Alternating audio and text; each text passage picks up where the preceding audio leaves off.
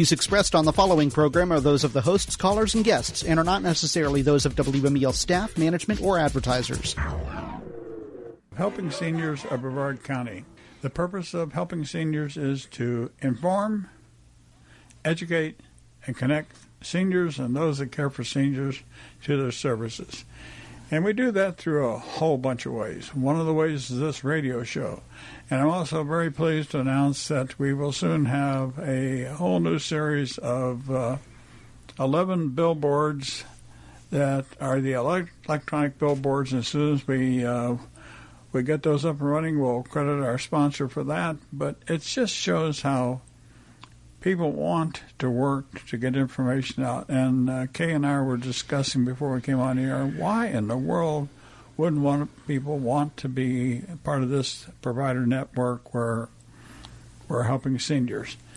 So far, and I'll mention just part of our sponsors right now before Kay and I get into the guts of the show.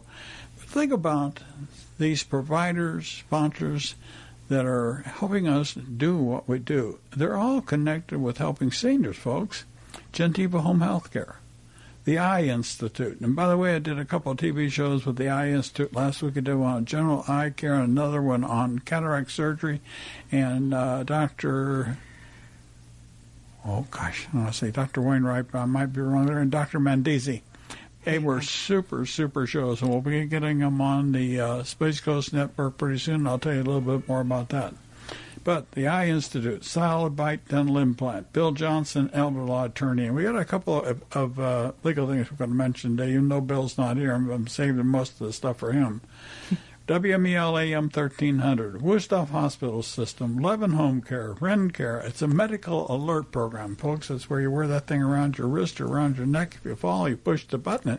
Somebody comes and helps get you up. And those of you that live alone sure should be thinking about stuff like that. And by the way, whether you be male or female, if you're getting old like I am and getting a little unsteady on your feet like I am, I hope you're as smart as I am, and I'm very proud to say I am smart because I have a rollator and I have a cane, and I'm not afraid to use the cane. And those of you guys that are too proud to use the cane, you're being very dumb because you find a lot of young, good-looking girls will open that door for you to see with that cane. So be smart. Be smart. Use the cane. The other couple of sponsors I want to mention, The Social, which is a new adult daycare down in Palm Bay, and that's where we filmed our last TV show, and Ebony News Today, and hopefully Benjamin Cain, the publisher for Ebony News Today, is going to call in on the first part of the show today and just talk a little bit about Ebony News. So I hope you're listening, Benjamin, so you don't forget to call in. But today I gave a talk about what, Kay? He's on now. He's on now? He's okay. on the telephone. Well, before we even talk about what we're going to talk about, I'll say welcome, Kay, because Kay's in the studio with me and Benjamin's online. Welcome, Benjamin. How are you doing today? Hey, it's glad to have you here. Thank you. Glad to be here. You're quite welcome. Benjamin, I want to say something, and you're a newspaper guy, and one of the things I've learned in 25 years now of working with different people needing health care and assistance of various types. And I have found one of the most difficult parts of the elder segment to reach are the minorities. Can you even begin to offer any explanation of why it's so hard for some of our minorities in the community here in Brevard County especially to reach out and avail themselves of the many wonderful services that can help them age with dignity, Ben? Yeah, that one, Joe, is actually a little tough one to figure out at times, but I think also economics plays a big role. There's some great service available, but getting to and from those services or being able to take advantage of some of those services sometimes can be a little difficult because for reasons of just not having transportation or just not feeling like they're just part of the mainstream. So But they are, Ben. They're part of the mainstream. They're just as they've got to start realizing that they're just as much of the mainstream as I am, or you are, or Kay is. You bet. It's and I agree with you 100%. And that's one of the things what Ebony News Today or Investing in Your Health Today is doing is informing the community and letting them know that they are part of the mainstream. But a lot of services that are out there, they don't feel this way. But hopefully now, between myself, yourself, and others, we can begin to convey that information to them, and let them know that they are part of the mainstream. It's time to come on board and do what you have to do. You bet. Take advantage of what's out there. Ben, I have a question for you. You know, again, we're talking to Benjamin Cain, the publisher of Ebony News Today. You have an actual tabloid within the newspaper that you, for the first time, featured Joe Steckler's article on that, and I believe also you posted the survey in your newspaper, and we've received a few of those back, and we thank you for that because we want to definitely reach out and have people, take the time to fill that and send it back for their comments. But what is basically your circulation on your newspaper for our listening audience? 25,000 throughout Brevard County. From Mims to Palm Bay, and then we also cover the Vero and Indian River County and the Fort Pierce area. We have some additional that we do there as well. Ben, what made you start Ebony News? Was there a reason why you started it, or how did you really get involved with it? One of the things is, Joe, is unfortunately, a lot of times when there's a lot of great things that are going on within the community itself that just don't get covered. Usually, when you're out in the media, when you see news as it pertains to African Americans, a lot of times we feel it's on the negative side. So one of the things what we wanted to do is, what inspired me to do it was to be able to cover the things that we're doing in the community, events that are going on, whether churches are doing something, or sororities or organizations that are doing things, or just people themselves that are giving back to the community.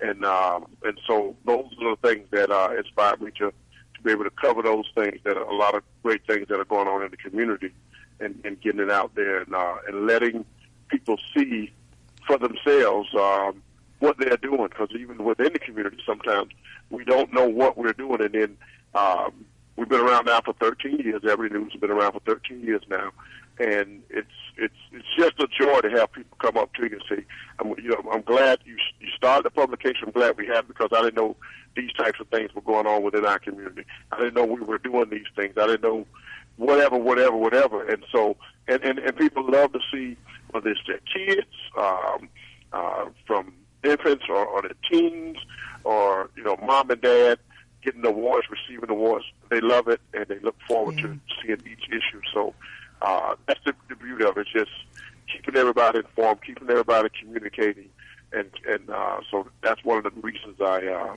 started the publication. Yeah, I hope people don't get misled by the name of the paper, Ebony News Today. I think more of us, regardless of our race, creed, or color, need to know more about the other people that live in the community in which we live, Ben. And when I read the first issue, I got a hold of Ebony News, and a range of topics that you cover is broad. You talk about things that everybody should be interested in. Right. Yes, I agree with that. And we try to do things that are, whether it's health, educational, all types of topics that are going on, because and that's what we try to do, is just not deal with ethnic topics or issues. It's just there's so much that are going on around, so that's what we try to touch on, all of the things that are going on right now. Yep, I agree. Kate, you have? Yeah, I'll tell you what, I've always been impressed with this newspaper. I met Ben a little while back and everything when I decided to call him and say, hey, listen, we want to really publicize in your newspaper, and would you consider putting an article in there each month for us? And Ben, you said sure will. And so we really appreciate, and I think you've done an excellent job in covering what you just talked about as far as community events, getting people involved. Those awards, those all mean so much to people. And I know that I've talked to people that as soon as you have it in one particular location, they're gone the same day. So people are definitely picking up your papers and have nothing but good comments about it. I think thank you. Well, I think also, Ben, that speaks well to what your goals and objectives are, that it's a community newspaper. The name of it is Ebony News Today, folks. It's all over the county. It's available to everybody. It covers a wide range of topics. And I think, if anything, Ben, that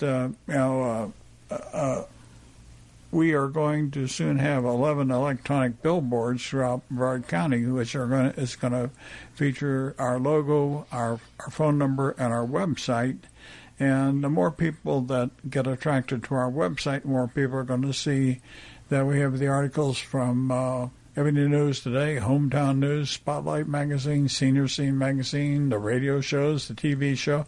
It's going to start getting the word out that there are a lot of sponsors and providers in Brevard County that are friendly to seniors, and there's a better way to run this whole thing. And we don't have to have some of the problems we've got going on in Tallahassee right now. We can do a better, fair job of getting care available to our seniors.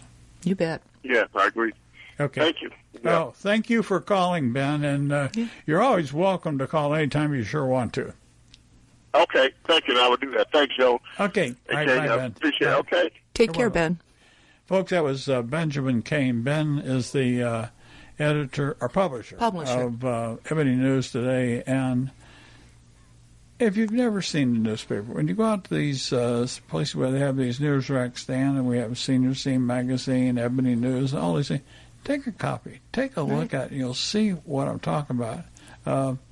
We all need to know more about our neighbors. So, but well, the other thing too, Joe, that speaking of the inside tabloid that Benjamin has for Ebony News Today, that inside tabloid is primarily features all these articles on good health and loads of good information.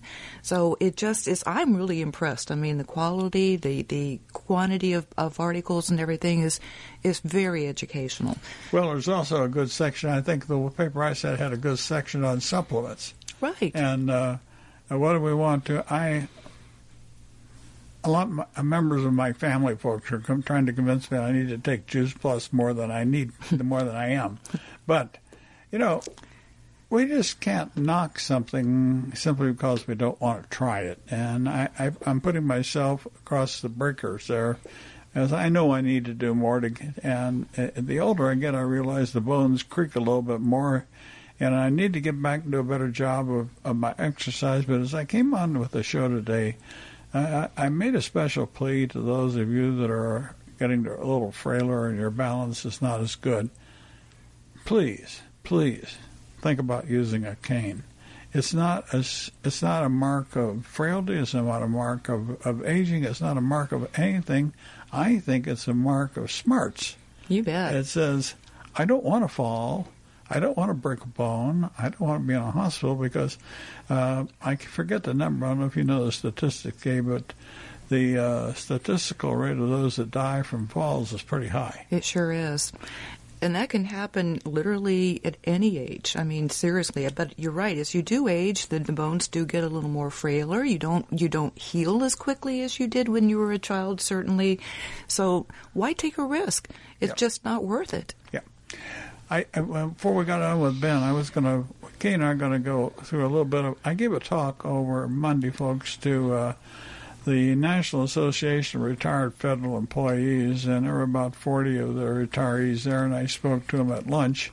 And I gave a brief talk about helping seniors, the history of the organization, and you pretty much have got on that. But one of the things that we've started, and we feel very strongly about this, that we've developed an advocacy council. And we're meeting next Tuesday And at that meeting, we're going to go through the initial draft outline of the paper that we're going to give the commissioners, where we recommend that the county commissioners, through the Commission on Aging, sponsor the development of an aging plan for Brevard County. It's something that's truly needed. But we've had a survey, and we've probably got 400 plus returns back from the survey that we've sent out all over the county. And what we're going to do is the leadership team of the Advocacy Council is going to go through those surveys just to make sure that we're covering some of the needs. And Kay, you've got something that I'm going to ask Kay to read this, because it shows a lot of elderly wisdom and insight into what we seniors should be talking to our grandchildren about. Maybe just to read the comment from Kay. I'm going to start with a question here, because this senior is 93 years old and responded to the question, what is the most important challenge you face as a senior or as someone caring for a senior? And he writes, I am 93 years old and nobody is guaranteed they will live tomorrow. But he goes on and he actually typed this from an old-fashioned typewriter. This wasn't from a computer. It's not a computer. No way. But he goes on to say, I am 93 years old and I grew up during the Depression. Sometimes we would not have eaten if someone had knocked on our door and had put food in a cardboard box. My father was too proud to go on welfare. He, I, my brother, grandfather, and 2 uncles were bricklayers and heavy drinkers and never had much money, which taught me to save some money each year. I only went to grammar school and 2 years in vocational school. Seniors' lives are almost too late to save enough money to retire. It's up to seniors to learn children to save, as they have the time over the years to accumulate a substantial amount of money. They should be taught not to own credit cards, or they will always be broke. And he writes, good luck in all endeavors. So I think what the message is, people are getting, as a young age, using credit cards, not saving. And here's somebody that grew up in the Depression, had to go without food, and until somebody put it in a cardboard box on the front porch, maybe. And, this kind of hits home, and I can imagine. That's the kind of honest things we're picking up in the survey. Right. And it just supports something. I have, sitting right here in front of me, folks, and this is the honest to goodness truth, I got a paper, a booklet, that was done in 1996. It was a community priorities project conducted by the United Way to increase the organized capacity of people to care for one another. To increase the organized capacity of people to care for one another. And folks, there were 18 priorities identified over that 4-day session, and I participated. And we have identified through the survey that we're taking today, in 2015, 12 of the 18 original things that the people that were involved in that survey thought were important back in 1996, they're still important today. And United Way has said, well, we're shifting our priorities to children. If we shift our United Way priorities to children, we shift our community block grant funds priorities to children, our community development block grant funds to children.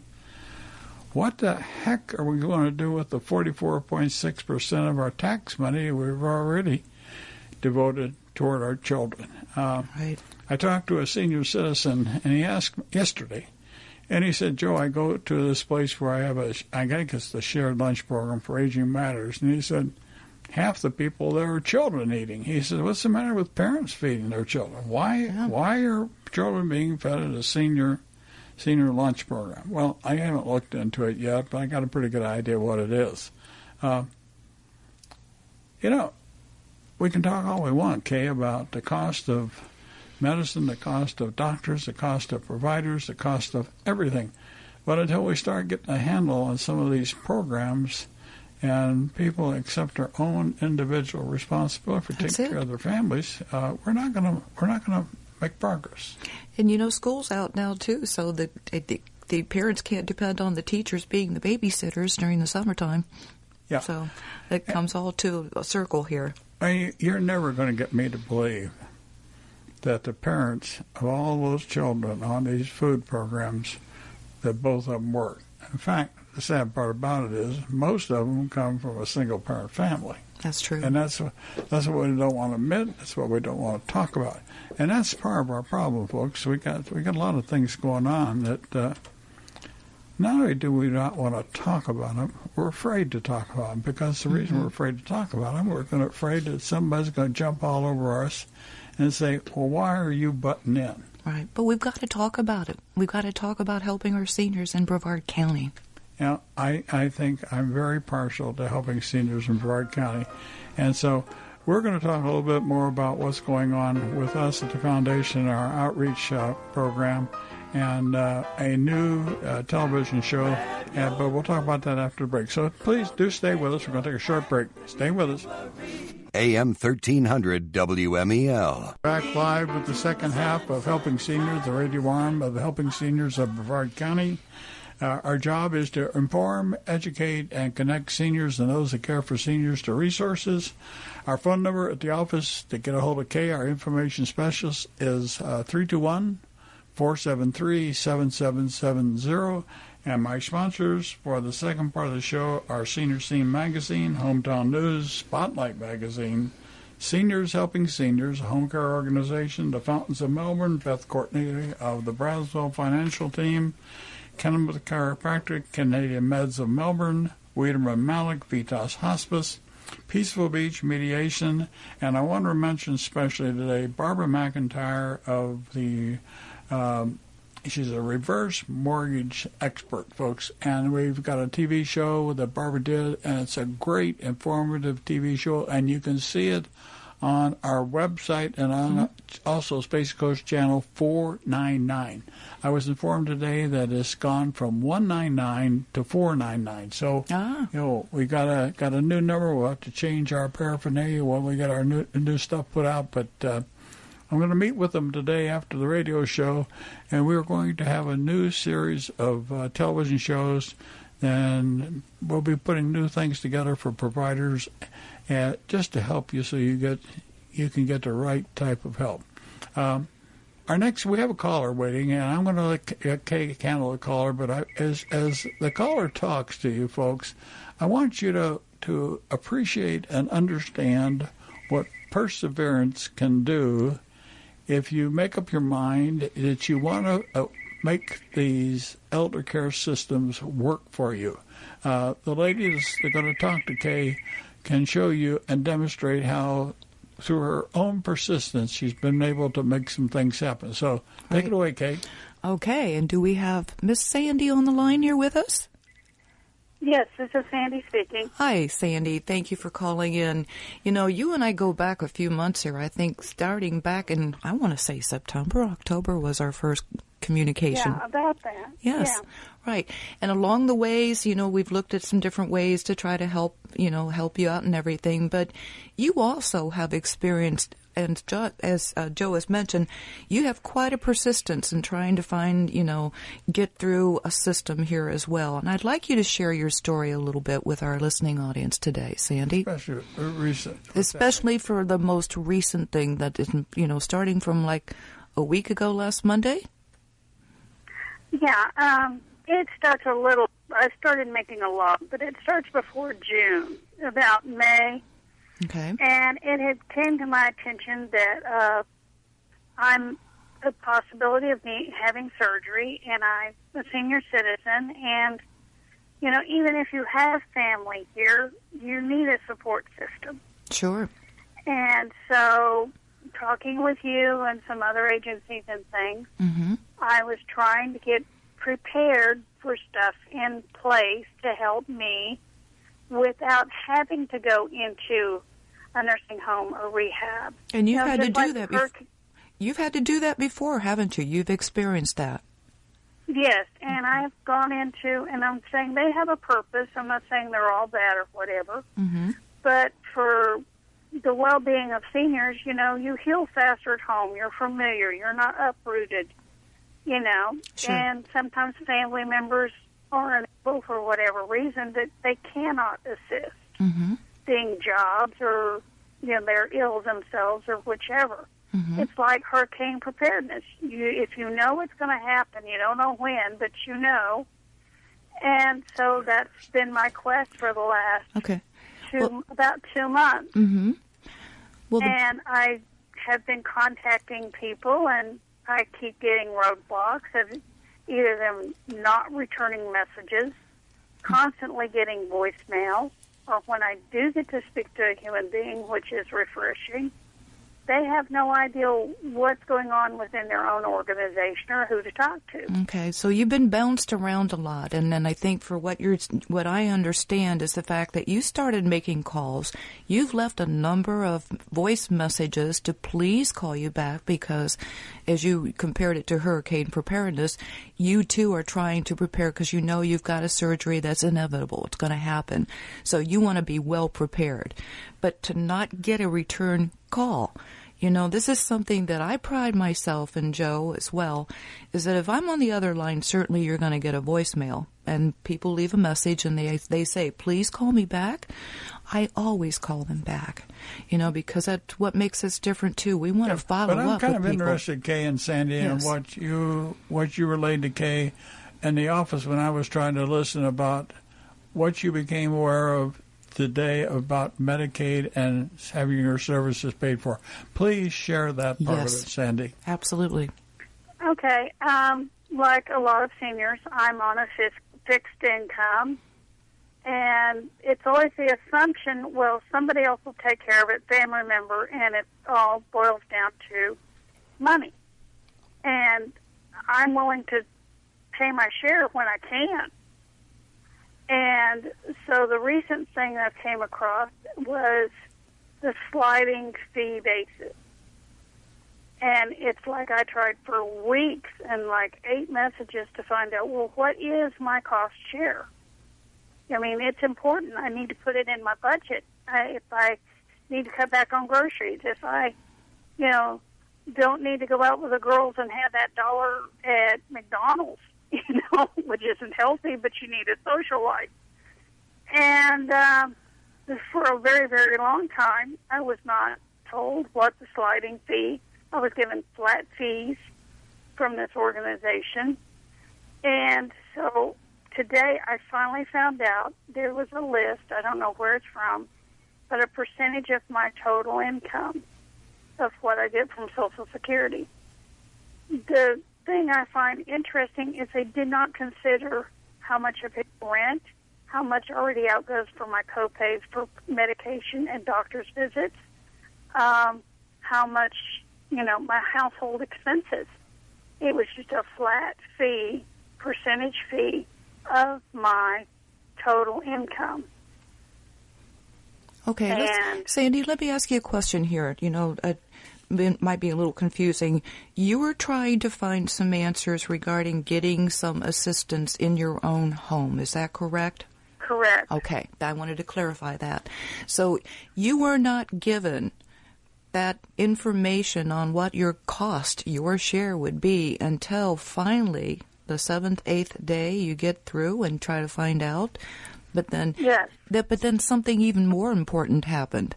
And that's, I think, what Joe is asking you to share. That's what I want you to tell the people, right. Sandy. What happened as a result of your persistence? What did you really find out about Medicaid?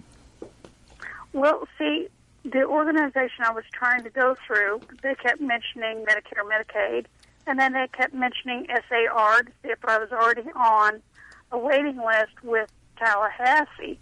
Seniors, let me see, I'm trying to find the name I had written down.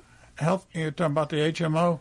Or the Senior Resource Alliance? Okay. Senior Resource Alliance. Yes. And I've been on that waiting list for decades, literally. Okay. About 15 years, and have not gotten any assistance through them. But once this lady found out, okay, you're already up with that, and I said, well, can you give me, this intake person, a ballpark figure, a timeline? How much a waiting list do you have for home health care? Mm-hmm. And all this consisted of is housekeeping, light housekeeping and grocery shopping. They didn't go into any medical, and they were talking about Medicaid, Medicare, and approval through that and everything else. Well, I thought, okay, and they gave me my percentage basis of how much a month I would pay them. Mm-hmm. And, I asked about, specifically since I'm having surgery, wound care, medical. And they said they don't do that at all, but they keep mentioning Medicaid, Medicare. And I'm getting a little confused. Why are you talking about Medicare, Medicaid, and payment and, subsidy for me to pay? And it was just very, very confusing. Okay, so then why are you saying? But then Medicare, you actually. Medicaid? Okay, then Sandy, you actually talked, I believe, was a social worker or a nurse that from. And what happened? That's what we're trying to get to too. No, this was an intake worker, and she had no idea what. And she goes, well, they'll process your application. Mm-hmm. And I said, well, when will I know if what you've got? You're talking about grants, and, donations and all this other stuff. When can you give me a timeline when you've turned my initial intake information over? Mm-hmm. When will I get to talk to somebody? And she had no idea at all. Okay. So you took the step of talking to your insurance company, which is one of the ones listed here. And that's what I think what we need to find out, because your perseverance to get to the bottom of this without getting appropriate direction and answers. What's the punchline, Sandy? What did you finally find out? What was it going to cost you? Well, I found out through my insurance company, due to different qualifications I meet through state and federal guidelines because of my income and things and my disability, that they will have no trouble at all providing in-home housekeeping, in-home health care, wound care, and everything for free. So what you're saying is, by persevering, you found out that the nonprofit organization you're working with here in Brevard County was giving you sliding fee scales, giving you all kind of stuff. Well, actually, one of the 4 HMOs which manage the Medicaid, which you are qualified for, is picking up all the costs, and it's no cost to you. Yes. The only thing that was required is once the physician that does the surgeon who's going to do the surgery can right then call their specific line with my insurance company and get the ball rolling, and no more than 24 or 48 hours should be set up for service. Okay. Yeah. So you learn that if you persevere and you make the right connections, you can make something positive happen. Is that right, Sandy? Yes, the squeaky wheel gets oiled first. Okay, look, that's good. We're going to move on to a couple of other things, but I want to thank you for explaining it. And Sandy, what's happened to you happens to people almost every day, and that's one of the reasons why we have Helping Seniors, because once we hear these stories, we can start tightening those wheels so that other organizations that are supposed to be doing the job that you finally managed to get done this morning, they should have done that for you a month ago, 2 months ago. Okay. Thank you, Sandy, for calling, okay? And we'll see you at the office. Thank you much. And you're keep quite up welcome. the good work. Thank you. Thank you for sharing, Sandy. Folks, the reason we ask, and it's hard sometimes, we know the whole story, but we know that people like Sandy, Sandy's also haven't been on the wait list for affordable housing for 8 years. Right. That's a long time, folks. And when the lady was finally got an apartment, it wasn't really what it was supposed to be. And she talked to Kay about it. Well, we managed to get that apartment squared away, and she's in something that's supposed to be the way it is, and it is the way it is. But not everybody will persist, make the phone calls, and say, I've got a problem. how can I go about finding somebody that can help me resolve the problem if it's resolvable? Now, okay, we both have to admit not all problems can be fixed. Exactly. But since the 11th, since August of this past year, Kay has literally taken hundreds of phone calls, and now those over those hundreds of phone calls, as of Thursday, a week ago, she has 431 documented case management cases where she has helped people get a resolution on something that needed help with.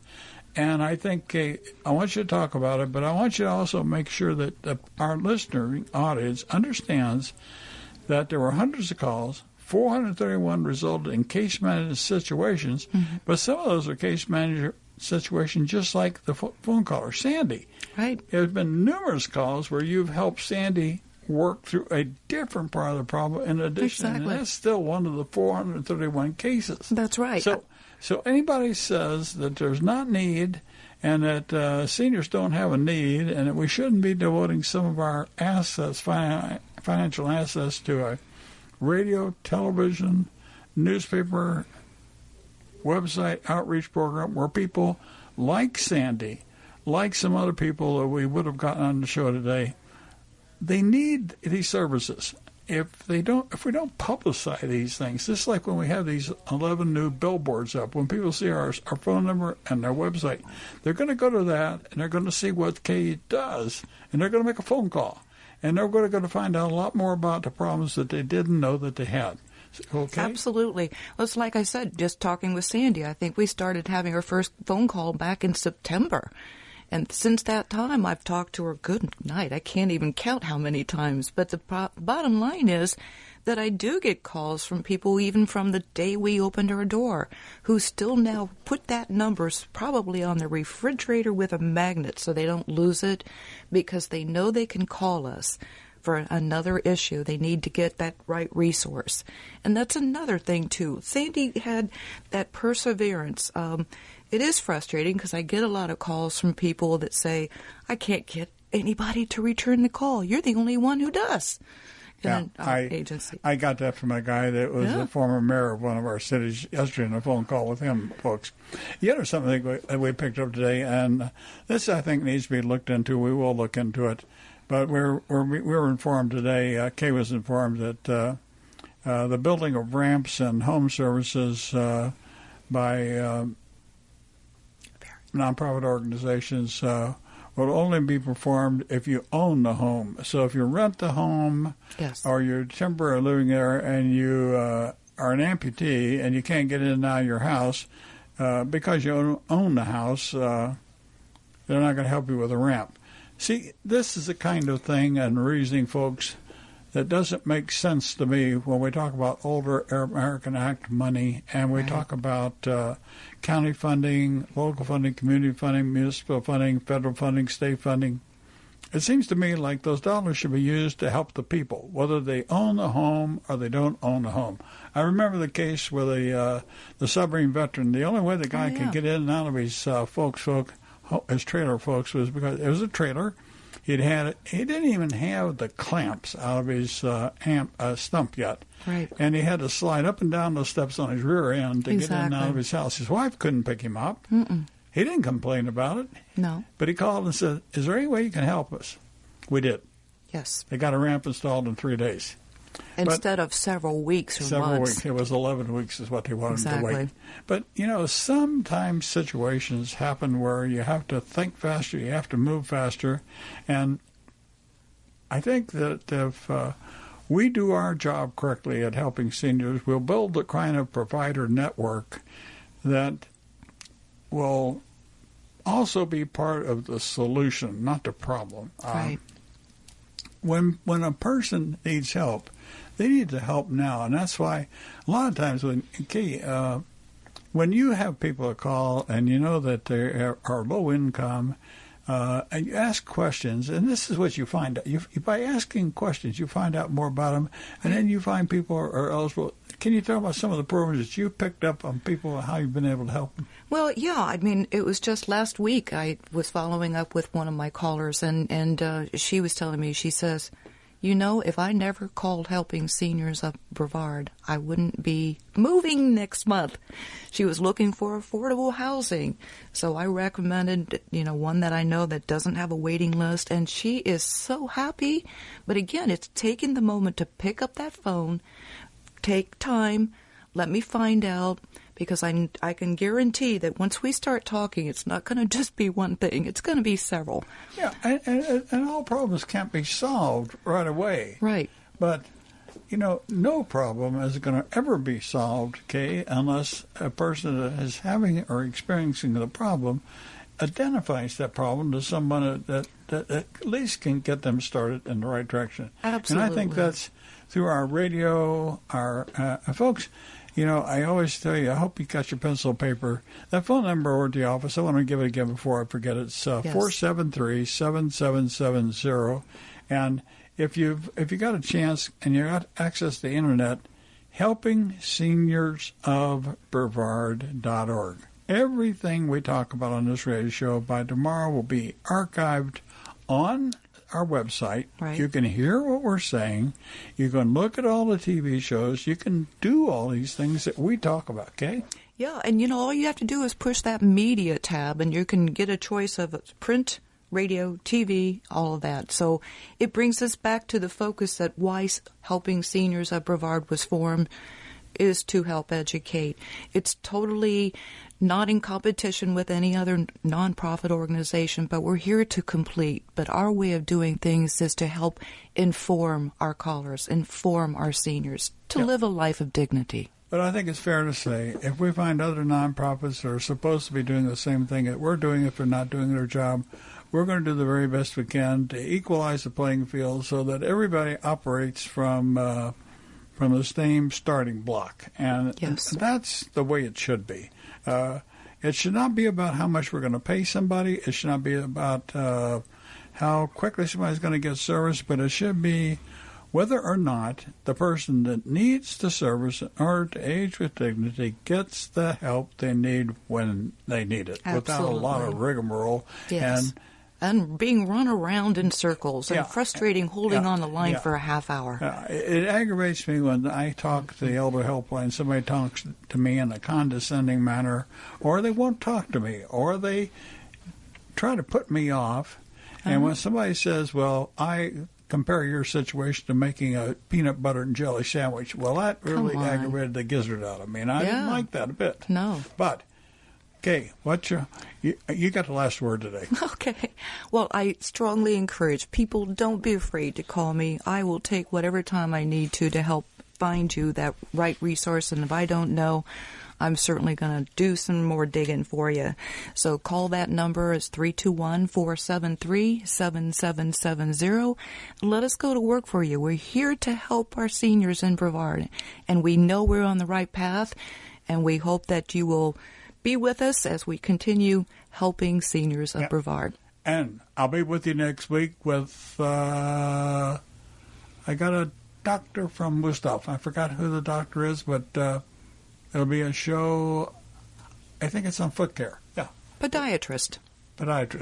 We'll see you next week. Okay. Bye-bye.